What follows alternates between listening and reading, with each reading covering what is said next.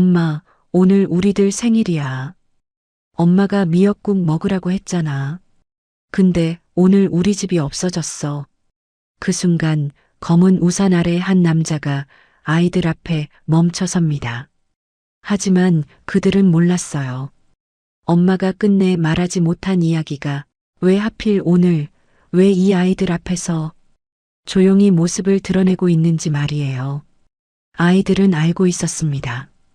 오늘이 자신들의 생일이자 엄마가 세상에 태어났던 날이라는 것도요. 그래서 가장 먼저 엄마에게 와야 한다는 것도요. 이들에게는 어떤 사연이 있었던 걸까요?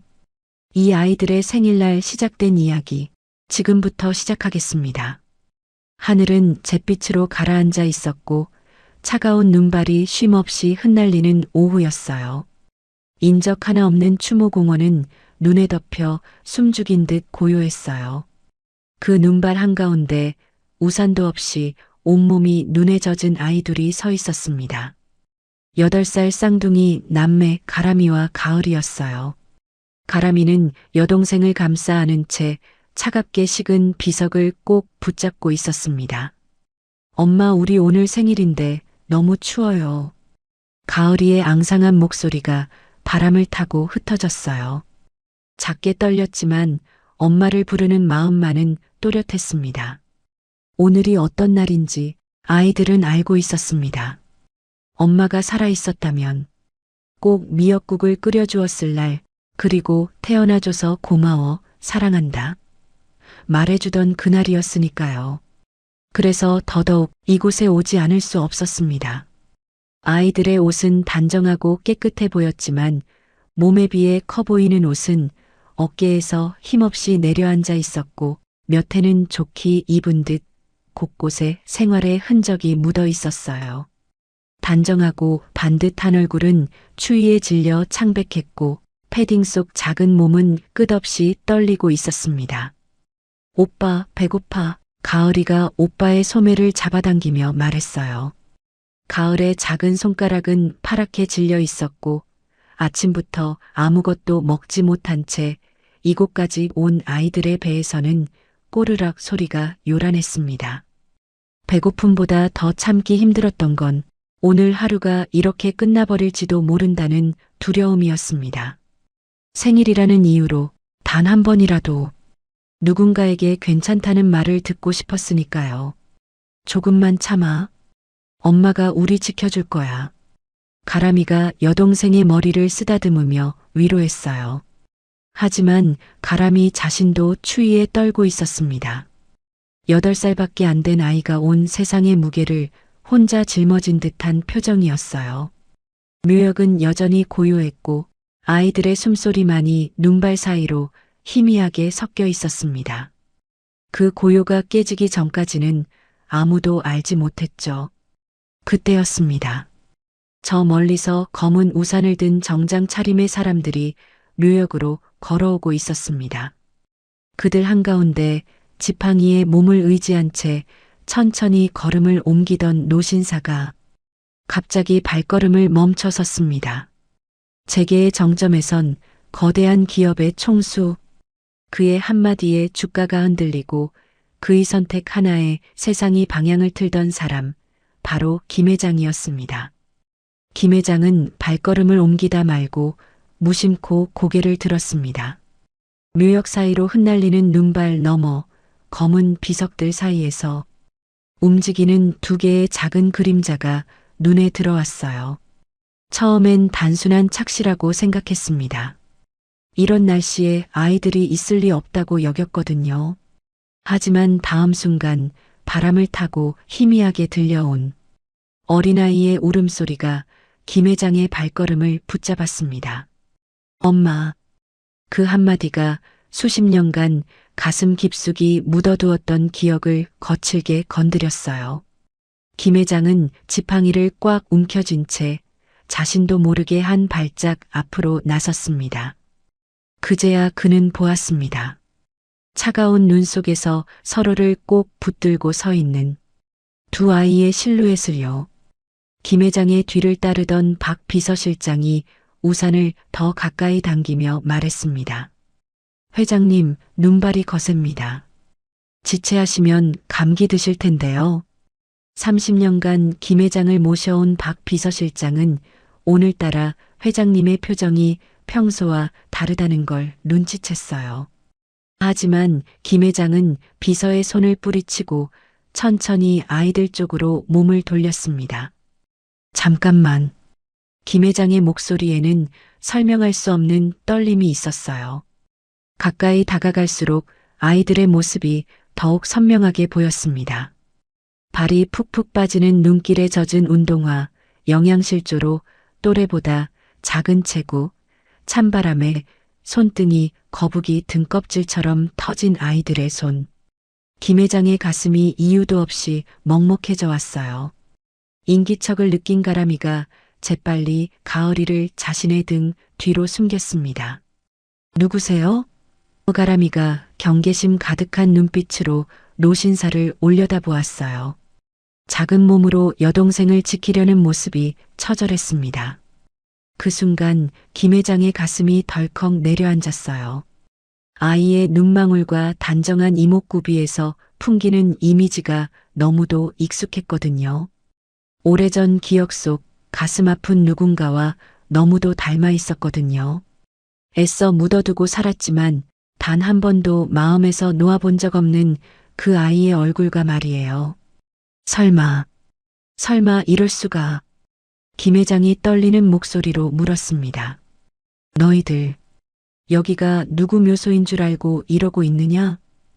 김 회장의 음성이 갈라졌어요. 가을이가 오빠 뒤에서 고개를 살짝 내밀며 대답했습니다. 우리 엄마예요, 한지수. 아이의 입에서 그 이름이 흘러나온 순간 김 회장의 세상이 조용히 금이 가기 시작했어요. 한지수. 김 회장의 얼굴에서 핏기가 빠져나갔습니다. 지난 시간 동안 마음속에서만 수없이 불러왔던 이름, 단 한 번도 잊은 적 없었던, 그러나 다시는 들을 수 없을 거라 믿었던 그 이름이었어요. 그때 김 회장의 시선이 아이의 목으로 천천히 내려갔습니다. 젖은 외투 안쪽에서 가늘게 흔들리던 작은 물건 하나가 유난히 그의 눈에 걸렸거든요. 낡고 오래된, 그러나 한눈에 알아볼 수밖에 없는 형태의 은색 회중시계였습니다. 바로 그 순간이었어요. 눈발과 바람에 끊어질 듯 버티던 끈이 조용히 풀리며 툭! 회중시계가 묘지 앞 바닥으로 떨어졌습니다. 짧은 순간이었지만 그 소리는 김 회장의 시간 전체를 멈춰 세우기에 충분했어요. 김 회장은 숨을 삼킨 채 떨리는 손으로 시계를 집어들었습니다. 그리고 천천히 열어보았어요. 딸깍! 뚜껑이 열리는 소리와 함께 그의 두 무릎에 힘이 빠져나가는 듯 무너져 내렸습니다. 안쪽에는 젊은 날의 김 회장이 5살 꼬마 지수를 품에 안고 환하게 웃고 있는 흑백 사진 한 장이 들어 있었어요. 그가 지갑 속에서 늘 간직하고 있던 바로 그 사진이었습니다. 아, 김 회장의 입에서 사람의 것이 아닌 소리가 흘러나왔습니다. 억눌러왔던 후회와 그리움이 시간을 뚫고 한꺼번에 쏟아져 나왔어요. 박 비서실장이 급히 다가와 김 회장을 부축했습니다. 회장님, 괜찮으십니까? 30년간 함께해온 비서실장도 이런 회장님의 모습은 처음 보는 것이었어요. 내리는 눈발에 젖은 가을이의 큰 눈망울이 사진 속 딸 지수의 어린 시절 모습과 완벽하게 겹쳐져 보였습니다. 김 회장은 입을 벌렸지만 목소리가 나오지 않았어요. 그저 떨리는 손으로 시계를 꽉 쥐고 눈앞의 아이들을 믿을 수 없다는 표정으로 바라볼 뿐이었습니다. 이건 내가 지수 생일에 찍었던, 내가 어떻게 이걸. 김 회장의 동공이 지진 난 듯 흔들렸어요. 목소리는 간신히 나왔지만 떨림을 멈출 수 없었습니다. 최 기사가 뒤에서 우산을 들고 서 있다가 이 순간의 심상치 않음을 느끼고 조용히 다른 직원들을 물리쳤어요.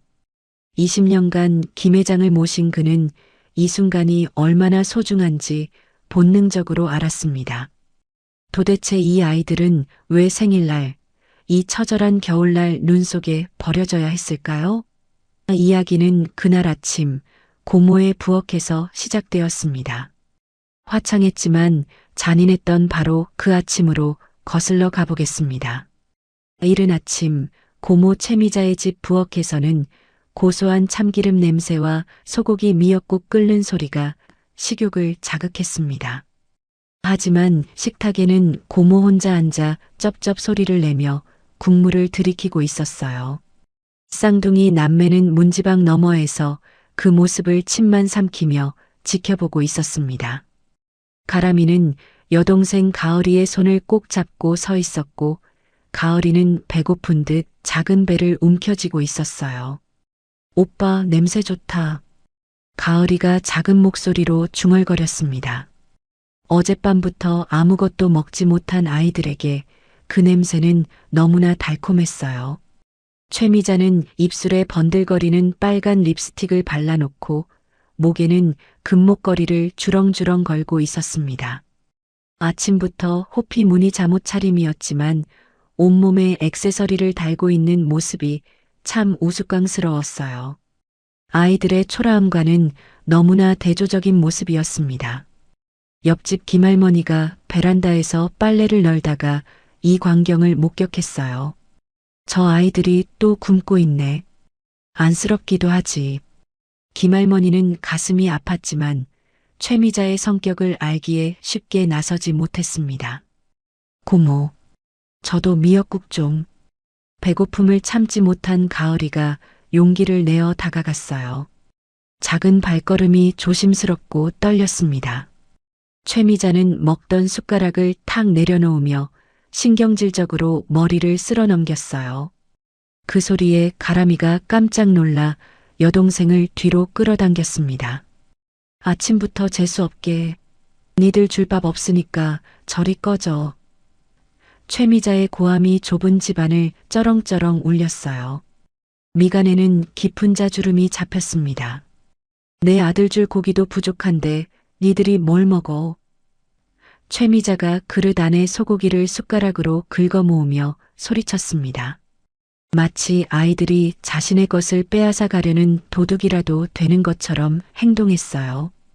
가람이가 여동생을 감싸며 용기를 내어 앞으로 나섰습니다. 고모, 오늘 저희도 생일이에요. 엄마가 생일엔 미역국 먹는 거라고 했는데 8살 아이의 목소리였지만 간절함이 묻어나왔어요. 그 말을 들은 최미자의 눈이 뱀처럼 사납게 변했습니다. 뭐? 생일? 최미자가 의자에서 벌떡 일어나며 소리쳤어요. 니들 부모 잡아먹고 태어난 날이 무슨 생일이야? 최미자의 입에서 독설이 쏟아졌습니다. 제삿날이지, 제삿날. 옆집 김할머니가 이 소리를 듣고 고개를 절레절레 흔들었어요. 어떻게 저런 말을. 아무리 그래도 아이들인데. 오빠도 니들 때문에 죽었는데 생일이라고? 최미자는 입에 담지 못할 폭언을 퍼부었어요. 아이들의 어린 마음에 대못을 박는 잔인한 말들이었습니다. 분이 안 풀린 최미자는 식탁 위에 있던 물컵을 아이들 발치로 집어 던졌습니다. 와장창 깨지는 소리와 함께 유리 파편이 사방으로 튀었어요. 가을이의 발목 근처로도 날카로운 조각들이 흩어졌습니다. 겁에 질린 가을이가 울음을 터뜨리자 최미자는 더욱 화가 났어요. 어디서 아침부터 징징 짜. 최미자가 손을 들어 가을이를 때리려는 신용을 하자 가람이가 재빨리 여동생을 감쌌습니다. 죄송해요, 고모. 가을이가 잘못했어요. 가람이가 고개를 깊숙이 숙이며 빌었어요. 8살짜리 아이가 세상의 무게를 다 짊어진 듯한 모습이었습니다. 하지만 최미자의 화는 식지 않았어요. 오히려 더욱 격해졌습니다. 최미자는 씩씩거리며 안방으로 들어갔어요. 장롱 깊숙한 곳에서 오빠 명의의 사망보험금 통장을 꺼내든 최미자는 잔고를 확인했습니다. 0원. 통장을 보며 최미자는 입꼬리를 비릿하게 올렸어요. 3억 다 빼돌렸으니 이제 저 혹덩이들은 필요 없지. 탐욕스러운 웃음이 얼굴에 번졌습니다. 이제 진짜 자유의 몸이네. 최미자가 혼잣말을 중얼거리며 통장을 서랍 깊숙이 숨겼어요. 거실로 나온 최미자는 구석에 처박혀 있던 낡은 라면, 박스를 발로 찼습니다. 당장 짐 싸. 고모. 가람이가 무슨 일인지 모르겠다는 표정으로 물었어요. 가을이는 아직 눈물이 마르지 않은 채 오빠 뒤에 바짝 붙어 있었습니다. 꼴도 보기 싫으니까 당장 나가. 최미자가 아이들을 향해 소리쳤습니다. 마치 집안의 벌레를 쫓아내는 것처럼 험악한 표정이었어요. 고모, 갈 데가 없어요. 잘못했어요. 아이들이 최미자의 바짓가랑이를 잡고 빌었지만 최미자는 매몰차게 아이들을 뿌리쳤어요. 보육원을 가든 길바닥에서 얼어 죽든 알아서 해. 최미자는 아이들의 낡은 옷가지 몇 개를 박스에 쑤셔 넣었습니다. 옷들은 너무 적어서 박스 바닥이 그대로 보였어요. 우리 어디 가요? 가을이가 울먹이며 물었지만 최미자는 대답하지 않고 아이들의 등짝을 떠밀어 현관 밖으로 내동댕이 쳤어요. 나가 다시 들어오면 가만두지 않을 테니까. 최미자의 마지막 말이 아이들의 등 뒤에서 메아리 쳤습니다. 쾅 마이너스 소리와 함께 육중한 철대문이 닫혔어요. 굳게 잠기는 걸쇠 소리가 아이들의 세상이 무너지는 소리처럼 들렸습니다. 문 밖에 덩그러니 남겨진 남매는 신발도 제대로 신지 못한 채 망연자실하게 닫힌 문만 바라보았어요. 라면 박스 하나가 아이들의 전 재산이었습니다. 옆집 김할머니가 베란다에서 이 모습을 보고 가슴이 미어졌어요. 아이고, 저 불쌍한 것들을 어쩌면 좋으냐. 하지만 최미자가 무서워서 선뜻 나서지 못하는 자신이 미웠습니다. 가을이가 오빠의 소매를 잡으며 물었습니다. 오빠, 우리 정말로 어디 가야 해? 목소리에 절망이 묻어났어요. 가람이는 잠시 말이 없었습니다. 갈 곳이 없다는 걸 자신이 가장 잘 알고 있었거든요. 하지만 한 곳만은 분명했습니다. 언제나 받아주던 곳, 아무 말 없이도 괜찮아질 수 있었던 곳. 가람이는 여동생의 머리를 쓰다듬으며 대답했어요. 엄마한테 가자. 엄마가 우리 지켜줄 거야. 8살 아이의 어깨에는 너무나 무거운 책임감이 짊어져 있었습니다. 쫓겨난 지 불과 30분 만에 하늘이 어두워지더니 야속하게도 칼바람과 함께 눈이 내리기 시작했습니다. 가람이는 입고 있던 얇은 점퍼를 벗어 추위에 떠는 여동생 가을이의 머리에 씌워주었어요. 자신은 쏟아지는 눈을 온몸으로 맞으며 라면 박스를 들고 걸었습니다. 점퍼를 벗은 가람이의 팔에는 소름이 돋았지만 여동생을 위해서라면 참을 수 있었어요. 오빠, 추워. 가을이가 떨리는 목소리로 말했습니다. 괜찮아. 조금만 참자. 가람이가 이를 악물며 대답했어요. 8살 아이에게는 너무나 무거운 책임감이었습니다.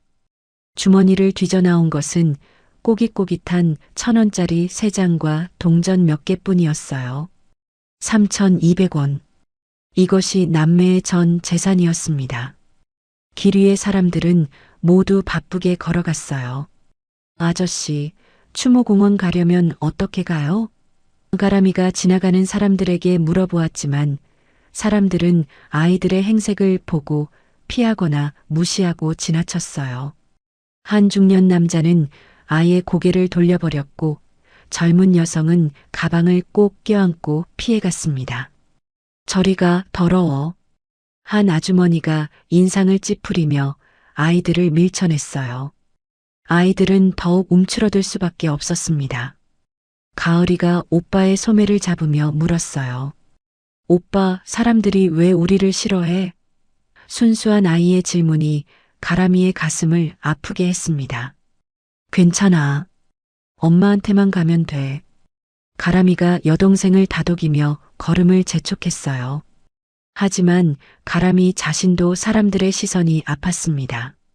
1시간을 헤맨 끝에 겨우 버스 정류장을 찾았어요. 하지만 버스가 도착하자 버스 기사는 아이들을 보더니 노골적으로 인상을 찌푸렸습니다. 애들 냄새 나는데 타도 되나? 돈은 있고? 버스 기사의 말에 가을이가 더욱 위축되었어요. 가람이가 주머니에서 동전을 꺼내 보여주자 버스 기사는 혀를 차며 문을 열어줬습니다. 뒷자리로 가. 앞에 앉지 말고. 승객들의 시선이 아이들에게 쏠렸어요. 어떤 사람은 동정 어린 눈빛을 보냈지만 대부분은 불편해했습니다. 엄마, 저 애들 왜 저래? 한 아이가 엄마에게 물었고 엄마는 쉿, 보지 마라고 말하며 아이의 고개를 돌렸어요. 버스 맨 뒷좌석 구석에 쭈그리고 앉은 남매였습니다. 창밖으로 보이는 따뜻한 카페 안의 가족들이 케이크를 나눠 먹는 모습이 유리창에 비친 자신들과 대비되어 더욱 쓸쓸했어요. 저기 봐, 오빠. 저 아이도 오늘 생일인가 봐. 가을이가 창밖의 생일 파티를 보며 말했습니다. 목소리에는 부러움과 아쉬움이 섞여 있었어요. 버스가 덜컹거릴 때마다 가을이의 품속에서 회중시계가 틱, 틱 소리를 내며 아이들을 위로하듯 규칙적으로 울렸어요. 오빠, 이거 엄마가 절대 잃어버리지 말라고 했어. 가을이가 목에 걸린 시계를 만지작거리며 말했습니다. 엄마의 마지막 유품이었어요. 응, 이게 우리를 지켜줄 거야. 가람이가 여동생의 손을 꼭 잡으며 속삭였어요. 시계 소리가 마치 엄마의 심장 박동 소리 같다고 생각했습니다. 버스 안에서 가을이가 그만 잠이 들었어요. 피곤하고 배고픈 상황에서 더 이상 버틸 수 없었던 거였습니다. 가람이는 여동생이 흘러내리지 않도록 꼭 안고 있었어요. 종점에서 내려도 추모공원까지는 비포장도로를 한참 걸어야 했습니다. 가을이가 일어났지만 다리에 힘이 없었어요. 오빠, 다리가 아파. 가을이가 투정을 부리려다 참았습니다. 오빠가 힘들까 봐서였어요. 눈길에 아이들의 운동화는 금세 엉망진창이 되었어요. 눈발이 점점 거세게 내리기 시작했습니다. 아야. 가을이가 미끄러져 넘어지며 무릎이 까졌어요. 피가 나고 아팠지만 울면 오빠가 힘들까봐 입술을 꽉 깨물었습니다. 안 아파. 안 아파요. 가을이가 거짓말을 하며 일어서려 했지만 다리를 절뚝거렸어요. 가람이는 그런 여동생을 보고 가슴이 아팠습니다. 내가 업어줄게. 가람이는 여동생을 작은 등에 업고 낑낑대며 비탈길을 올랐어요. 눈과 땀이 가람이의 얼굴을 뒤덮었습니다. 숨이 가빠졌지만 멈출 수 없었어요. 오빠, 무거워? 가을이가 미안한 마음에 물었습니다. 아니야. 가벼워. 가람이가 헉헉거리면서도 웃으며 대답했어요. 하지만 실제로는 다리가 후들거렸습니다. 텅 빈 위장에서는 꼬르륵 소리가 요란했고 추위로 입술은 보라색으로 변해갔어요. 오늘 아침부터 아무것도 먹지 못한 아이들이었거든요. 엄마, 엄마 보고 싶어. 가을이가 오빠의 등에서 힘없이 중얼거리는 소리가 눈발과 바람소리에 묻혔습니다. 조금만 더 가면 돼. 엄마가 기다리고 계실 거야. 가람이가 마지막 점 먹던 힘을 다해 발걸음을 옮겼어요. 드디어 저 멀리 추모공원의 입구가 안개 속에 희미하게 보이기 시작했습니다. 그곳은 아이들에게 유일한 도피처이자 희망이었어요. 엄마. 가을이가 오빠의 등에서 외쳤습니다. 목소리에 간절함이 묻어났어요. 아이들은 세상에서 가장 따뜻했던 기억이 있는 곳, 엄마가 있는 곳으로 마지막 힘을 다해 발걸음을 옮겼습니다. 추모공원으로 향하는 그 길이 아이들에게는 희망으로 가는 마지막 길이었어요. 한편 서울 평창동의 대저택에서는 무거운 정적만이 감돌고 있었습니다. 김 회장의 서재는 마치 시간이 멈춘 공간 같았어요. 김 회장은 검은 정장 차림으로 창밖에 내리는 눈을 응시하며 서 있었습니다. 그의 손에는 아이들과 똑같은 모양의 회중시계가 들려 있었어요. 한 번도 놓지 않았던 시계였습니다. 책상 위에는 흥신소에서 보내온 서류 봉투와 딸의 사망신고서, 사본이 어지럽게 흩어져 있었어요. 박 비서실장이 밤새 정리해준 자료들이었습니다. 지난주에야 내가 어디 있는지 알았는데, 김 회장이 혼잣말로 탄식했어요. 10년을 찾아 헤맸는데 등잔 밑이 어두웠구나. 서재 문이 조용히 열리며 박 비서실장이 들어왔습니다. 30년간 김 회장을 모신 그는 오늘따라 회장님의 마음이 무거워 보인다는 걸 알았어요. 회장님, 기상 악화로 도로 사정이 좋지 않습니다. 박 비서실장이 조심스럽게 말했어요. 첫 성묘인데 날 좋은 날 가시는 게 어떨까요? 김 회장이 단호한 눈빛으로 비서실장을 쏘아보며 일갈했습니다. 오늘이 지수 생일이다. 김 회장의 목소리에는 지난 시간 쌓인 후회가 묻어나왔어요. 내 딸이 죽어서 맞는 첫 생일상인데 아비가 안 가서야 되겠나? 박 비서실장이 더 이상 말을 잇지 못하고 고개를 숙였어요. 회장님이 딸을 얼마나 그리워하는지 누구보다 잘 아는 사람이었습니다. 김 회장은 직접 딸이 생전에 가장 좋아했던 순백의 백합 꽃다발을 챙겨 들었어요. 꽃집 사장이 특별한 날이신가 보네요라고 했을 때 김 회장은 내 딸 생일이라고 대답했었습니다. 현관에서 대기하고 있던 검은 세단 옆에는 최 기사가 서 있었어요. 20년간 김 회장을 모신 그는 우산과 함께 따뜻한 담요를 미리 준비해 두었습니다.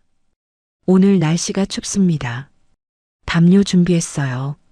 김 회장이 차에 오르는 뒷모습은 천하를 호령하는 재벌 총수가 아닌 자식을 잃고 후회하는 늙은 아비의 모습이었어요. 차 안에서 김 회장은 창밖을 바라보며 중얼거렸습니다.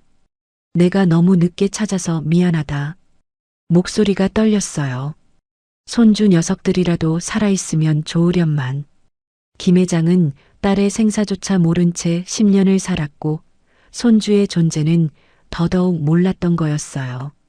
회장님, 그때 따님이 집을 나가시면서 뭐라고 하셨는지 기억나십니까? 박 비서실장이 조심스럽게 물었습니다. 그날의 일을 누구보다 생생하게 기억하는 사람이었거든요. 김 회장의 얼굴이 일그러졌어요. 아버지 같은 사람과는 더 이상 살 수 없다고. 김 회장이 눈을 감으며 말했습니다. 절대 찾지 말라고 했지. 그날의 기억이 생생했어요. 지수가 눈물을 흘리며 가방을 들고 나가던 모습, 돌아서지도 않고 문을 나서던 뒷모습. 그래서 10년 동안 박 비서실장이 말끝을 흐렸어요. 10년 동안 찾을 수도 없었고 찾아서도 안 된다고 생각했어. 김 회장이 주먹을 꽉 쥐며 말했습니다. 내가 지수를 죽인 거나 마찬가지니까. 눈길을 뚫고 달리는 차 안에서 김 회장은 딸을 찾기 위해 수소문했지만 번번이 허탕쳤던 지난날을 회상하며 괴로워했어요. 사실 작년부터 몰래 수소문을 시작했어. 김 회장이 쓸쓸하게 웃으며 말했습니다. 늙어서 혼자 죽기가 무서워졌거든. 그런데 지수가 이미. 박 비서실장이 말을 잇지 못했어요. 너무나 안타까운 현실이었습니다. 최 기사가 백미러로 회장님의 표정을 살폈어요. 20년간 함께했지만 이렇게 슬픈 표정은 처음 보는 것 같았습니다. 도로가 막혀 차가 서자 김 회장은 답답한 듯 창문을 내리고 차가운 겨울바람 냄새를 맡았어요. 운명의 시간이 다가오고 있음을 예고하는 냄새였습니다. 회장님, 혹시 따님께서 결혼을 하셨다면 아이들이 있을 수도. 박 비서실장이 조심스럽게 말했어요. 김 회장의 눈에 희미한 기대감이 스쳤습니다. 30년 동안 꿈꿔왔던 일이었어요. 딸과 화해하고 손주들과 함께하는 따뜻한 가정의 모습을 말이에요. 드디어 추모공원 입구에 도착한 김 회장의 차였어요. 그는 비서의 부축도 마다하고 지팡이를 짚고 차에서 내렸습니다. 저기 묘소 앞에 누가 있는 것 같습니다만 최 기사가 앞을 가리키며 말했어요. 김 회장이 눈을 가늘게 뜨고 바라보았습니다. 저 멀리 묘역 중턱, 딸의 무덤가에 있는 작은 점 2개가 김 회장의 시야에 들어왔어요. 이 눈 속에 누가? 김 회장은 의아함을 품고 걸음을 재촉했습니다. 박 비서실장과 최 기사가 뒤따랐어요. 30년 만에 아버지와 손주가 만나게 될 운명의 수레바퀴가 맞물리는 순간이었습니다. 김 회장은 그 자리에 잠시 멈춰 섰습니다. 눈발 사이로 보이는 두 아이의 작은 형체가 이상할 만큼 마음을 붙잡고 놓아주지 않았기 때문이었어요. 잠깐만. 김 회장은 낮게 말하며 수행진을 제지했습니다. 지팡이를 짚은 채 그는 한 걸음 한 걸음 아이들이 서 있는 묘소 쪽으로 천천히 발걸음을 옮겼습니다. 눈 위에 남겨지는 발자국마다 수십 년 동안 미뤄두었던 시간이 조용히 따라오고 있었습니다. 시간은 다시 그 순간으로 돌아옵니다. 김 회장은 가을이의 목에서 떨어진 회중시계를 떨리는 손으로 조심스럽게 집어들었어요. 시계를 손에 쥔 순간 김 회장의 심장이 격렬하게 뛰기 시작했습니다. 딸깍하고 시계 뚜껑을 여는 소리가 크게 들렸어요. 그 안에 붙어 있던 흑백 사진을 본 순간 김 회장의 온몸에 전율이 흘렀습니다. 사진 속에는 젊은 날의 김 회장이 5살 꼬마 지수를 품에 안고 환하게 웃고 있는 모습이 있었어요. 세상에 단 한 장뿐인 김 회장이 지갑 속에 넣고 다니던 사진과 똑같은 것이었습니다. 김 회장의 시선이 시계에서 아이들의 얼굴로 천천히 이동했어요. 눈에 젖은 가을이의 큰 눈망울이 사진 속 딸 지수의 어린 시절 모습과 너무나 닮아 있었어요. 김 회장의 입에서 짐승의 울음 같은 소리가 터져 나왔어요.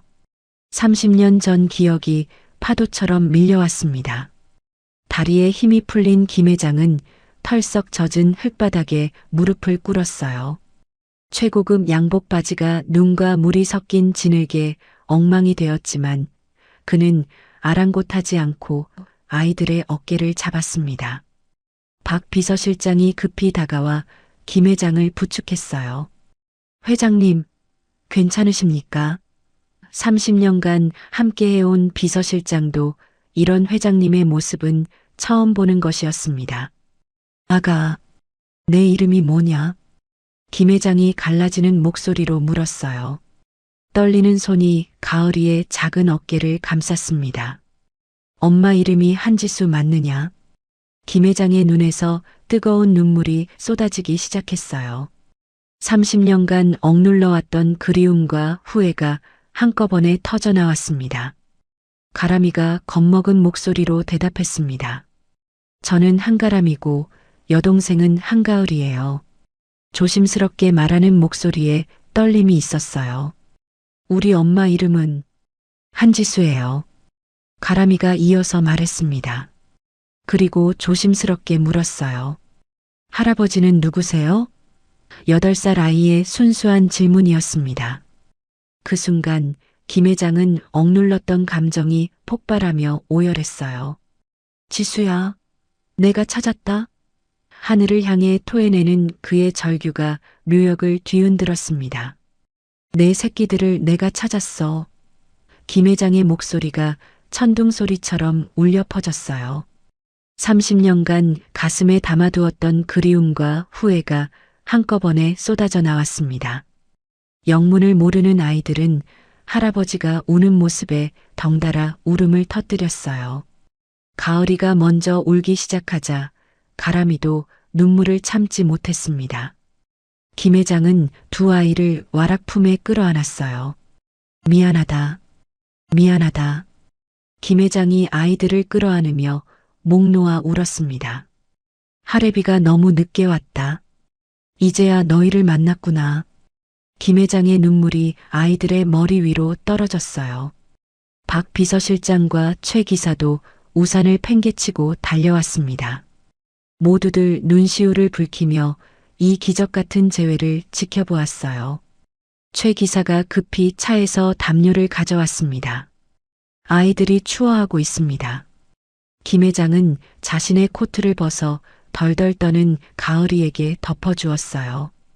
그리고 자신의 목도리를 풀러 가람이의 목에 감아주었습니다. 할아버지. 가을이가 처음으로 낯선 할아버지를 부르며 말했어요. 정말 우리 할아버지예요? 그럼. 김 회장이 가을이의 머리를 쓰다듬으며 대답했습니다. 너희들은 내 소중한 손주야. 그 따뜻한 온기에 아이들은 처음으로 안도감을 느끼며 낯선 할아버지의 품으로 파고들었어요. 태어나서 처음 느껴보는 무조건적인 사랑이었습니다. 박 비서실장이 조용히 말했습니다. 회장님, 따님이 보고 계실 거예요. 30년간 함께한 그도 이 순간의 소중함을 알고 있었습니다. 거짓말처럼 눈이 그치기 시작했어요. 구름 사이로 햇살 한 줄기가 내려와 3대가 얼싸안은 묘소를 비췄습니다. 마치 하늘에 있는 엄마가 웃고 있는 것 같았어요. 지수야, 봤니? 김 회장이 딸의 묘비를 바라보며 속삭였어요. 내 아이들 내가 찾았어. 이제 할애비가 잘 키울게. 걱정 마. 가람이가 여동생을 감싸 안은 채 조심스럽게 물었어요. 할아버지, 우리 이제 어디 가요? 김 회장이 아이들의 손을 꼭 잡으며 대답했어요. 집으로 가자. 너희 집으로. 아이들은 김 회장의 리무진 뒷좌석에 앉아 태어나서 처음 보는 푹신한 가죽 시트와 따뜻한 히터 바람에 몸을 녹이고 있었습니다. 최 기사가 급히 공수해온 따뜻한 우유와 샌드위치를 아이들은 허겁지겁 씹지도 않고 삼켰어요. 얼마나 배가 고팠던지 특히 가을이는 우유를 마시다가 사례가 들려 기침을 했습니다. 천천히 먹어라, 체한다. 그 모습을 지켜보는 김 회장의 가슴은 미어지듯 아팠어요. 언제 마지막으로 제대로 된 음식을 먹어본 건지 궁금했습니다. 박 비서실장이 조용히 김 회장에게 말했어요. 아이들이 많이 말랐습니다. 영양 상태가 좋지 않아 보여요. 어느 정도 허기가 가시자 김 회장은 조심스럽게 물었습니다. 그동안 누가 돌봐주었느냐? 아이들의 상태를 보니 제대로 돌봄을 받지 못했다는 게 명백했어요. 왜 눈 속에 둘만 있었어? 김 회장의 목소리에 걱정이 묻어났습니다. 가람이가 고개를 푹 숙인 채 그간의 일을 털어놓기 시작했어요. 고모가 밥도 안 주고 8살 아이의 목소리가 떨렸습니다. 오늘 생일인데 짐 싸서 나가라고 했어요. 가람이의 말에 김 회장의 얼굴이 굳어졌어요. 왜? 김 회장의 목소리에 차가운 기운이 돌기 시작했습니다. 30년간 기업을 경영하며 단련된 냉정함이 서서히 드러났어요. 아빠 보험금 다 썼다고. 가을이가 떨리는 목소리로 말했습니다. 저희는 집만 된다고 했어요. 김 회장의 손이 지팡이를 꽉 쥐었어요. 보험금이 얼마였느냐? 3억이라고 들었어요. 가람이가 조심스럽게 대답했습니다. 김 회장의 눈빛이 서늘하게 변했어요. 박 비서실장도 회장님의 이런 표정을 오랜만에 보는 것 같았습니다. 다시 오면 다리를 분지른다고 했어요. 가을이의 말에 김 회장의 분노가 폭발 직전에 달했어요.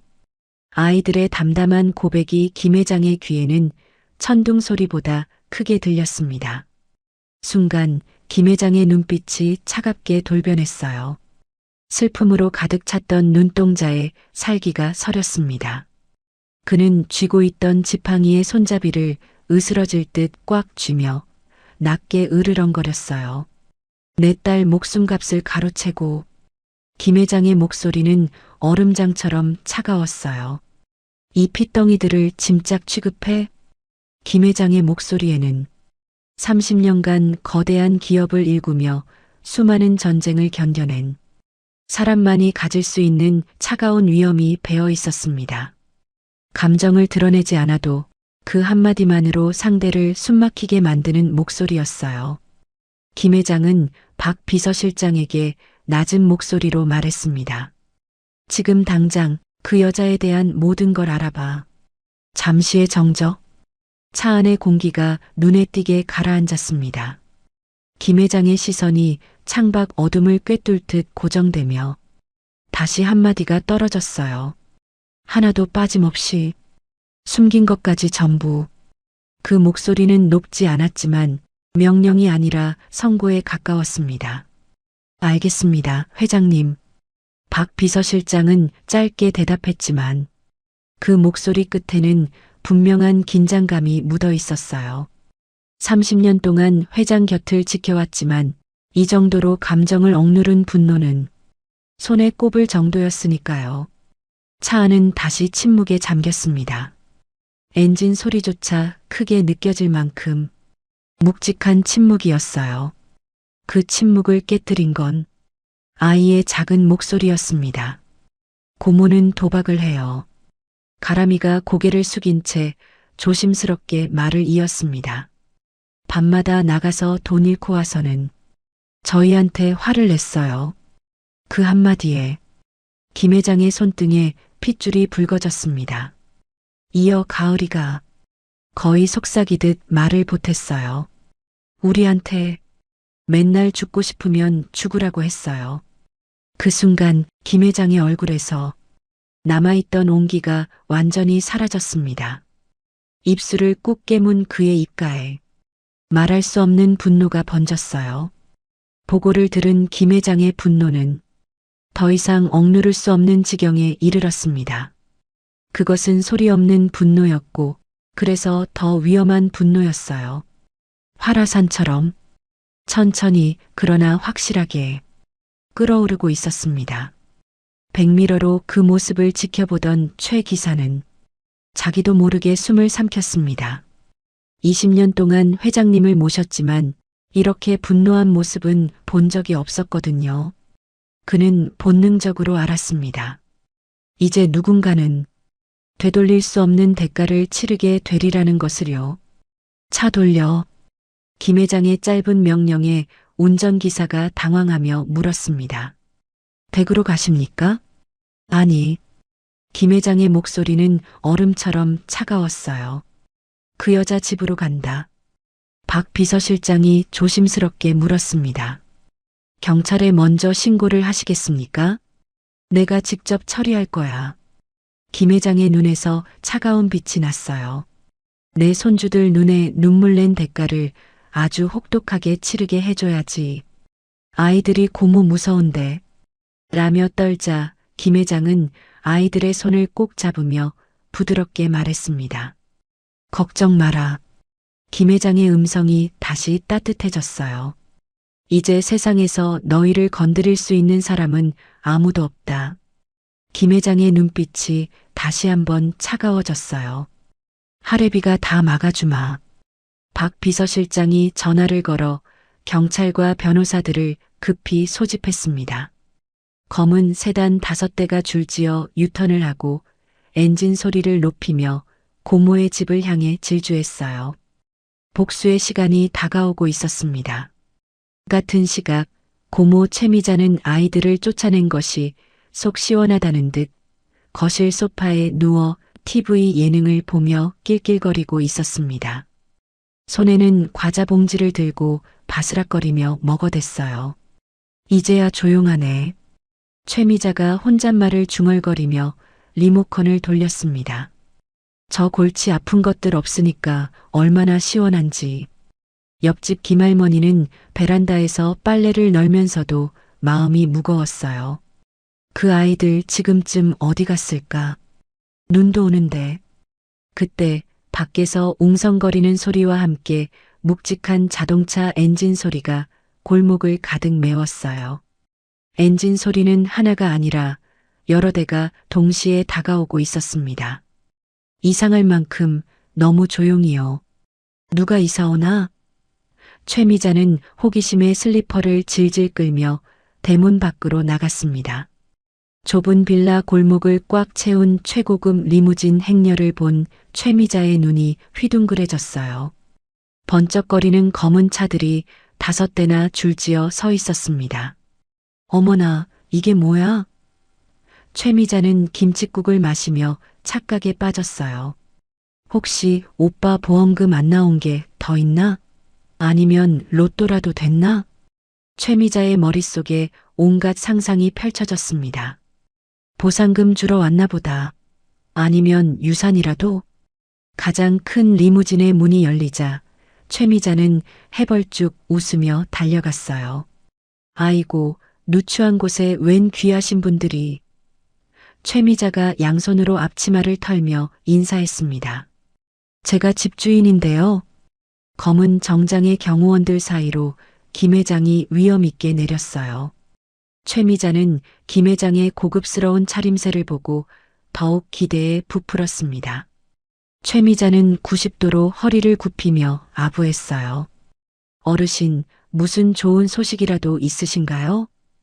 호피 무늬 잠옷에 금목걸이를 주렁주렁 단 모습이 우스꽝스러웠습니다. 혹시 제 오빠 관련해서 오신 건가요? 뭔가 더 나올 게 있나요? 최미자가 기대에 찬 목소리로 물었어요. 하지만 김 회장의 뒤를 이어 말끔하게 씻고 새 옷을 입은 쌍둥이가 내리는 순간 최미자의 웃음기는 순식간에 사라졌어요. 니들이.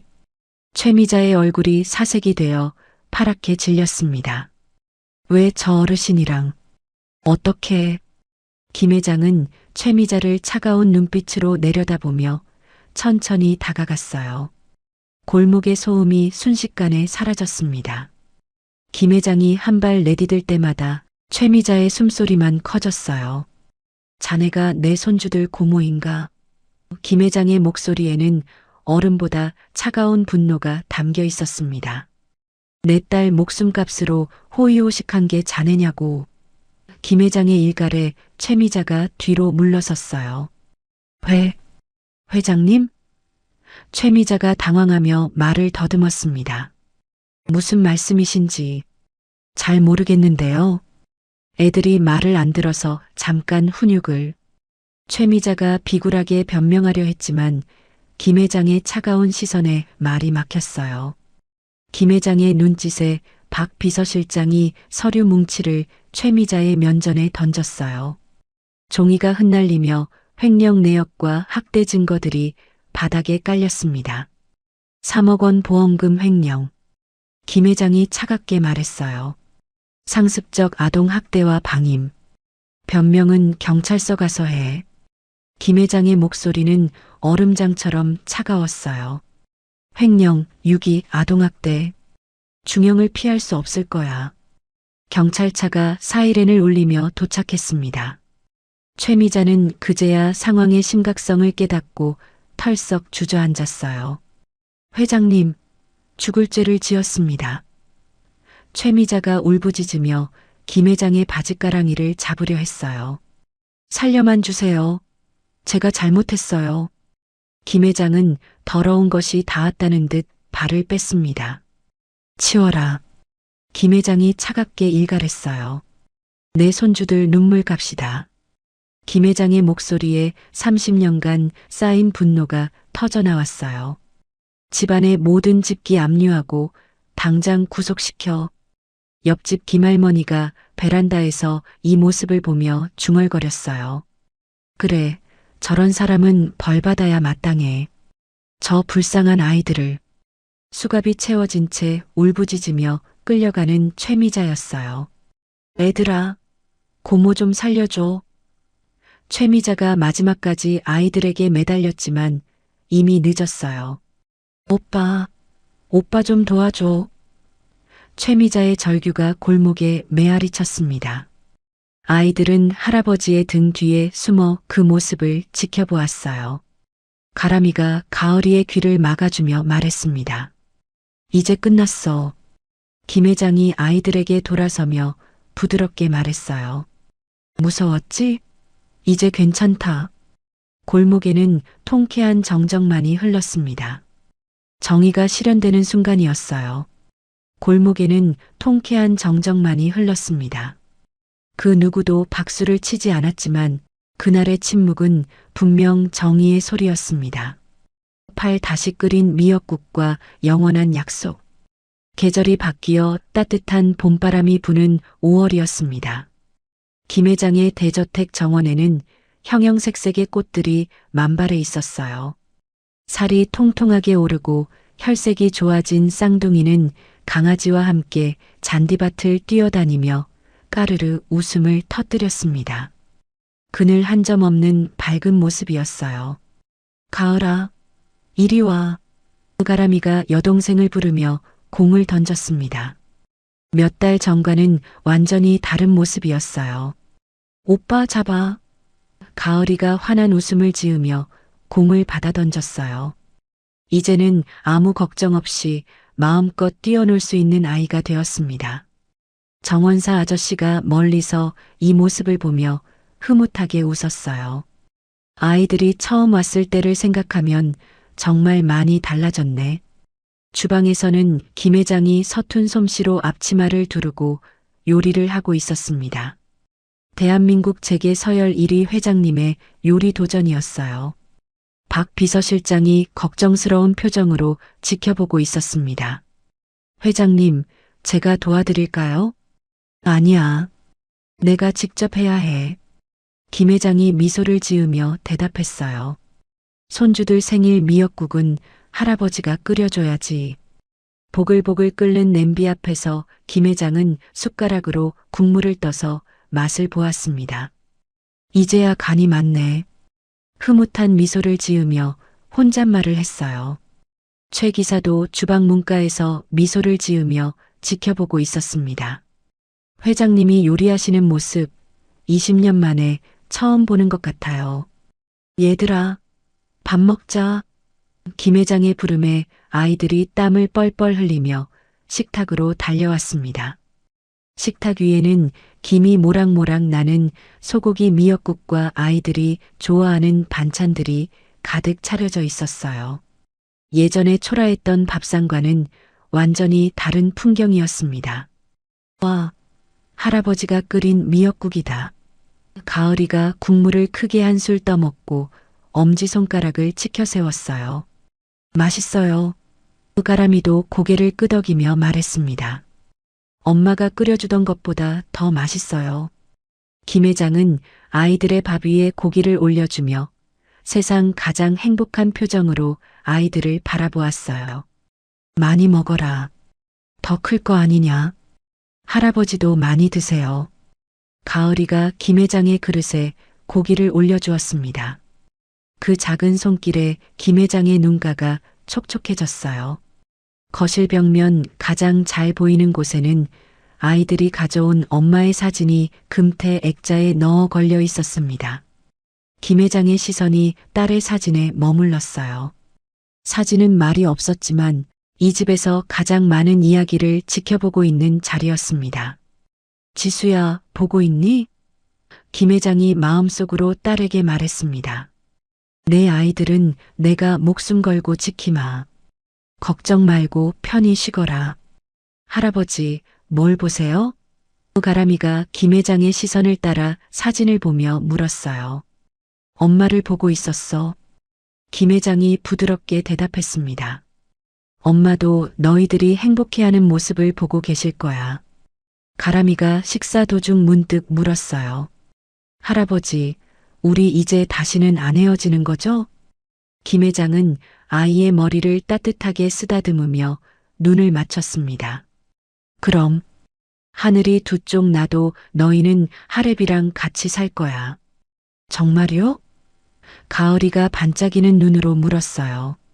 정말이다. 약속한다.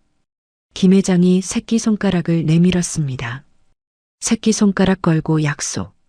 아이들도 작은 새끼손가락을 내밀어 할아버지와 약속을 했어요. 약속? 박 비서실장이 이 모습을 보며 뒤에서 눈시울을 붉혔습니다. 30년간 함께해 오면서 회장님이 이렇게 행복해하는 모습은 처음이었어요. 세 사람의 웃음소리가 저택을 가득 채웠습니다. 창밖으로 쏟아지는 눈부신 햇살이 식탁 위를 따스하게 감쌌어요.